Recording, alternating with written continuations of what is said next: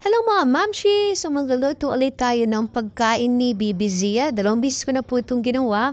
Ayan, itlog po. Ilagay po natin sa bowl. At saka yung ginadgad po na carrots, ihalo po natin dyan.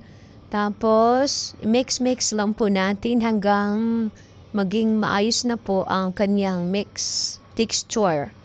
Yan, tapos lagyan natin ng butter ang frying pan. Ipiprito lang po natin yan. So sa mga batang hindi po mahilig kumain ng gulay, ito na po yung pagkakataon nyo para mapakain po ninyo. At panigurado pong magugustuhan po yan ng iniwanak dahil masarap naman po siya kasi doon po lang sa butter po ay magkakaroon po siya ng lasa at saka sa black pepper po. Magkakaroon po siya ng lasa at hindi po sasabihin na wala siyang lasa. Ayan, huwain po natin yung ihanda natin na pagkain kay Bibi Zia. Kailangan po natin hiwain kasi baby pa po siya. So, hindi po natin dapat yung buo kasi baka mabulunan po. Kaya kailangan natin mag-ingat. Ayan, tikman niya na po yung niluto po. So, nag-i-enjoy po siya at may pasayaw-sayaw pa siya sa kanyang ginagawa.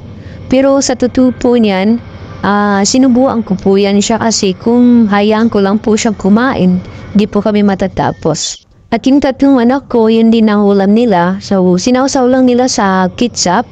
Kasi masarap naman kahit ketchup lang po ang sausaw. Kahit wala din, masarap din. Kasi si Zia, wala namang pong ketchup.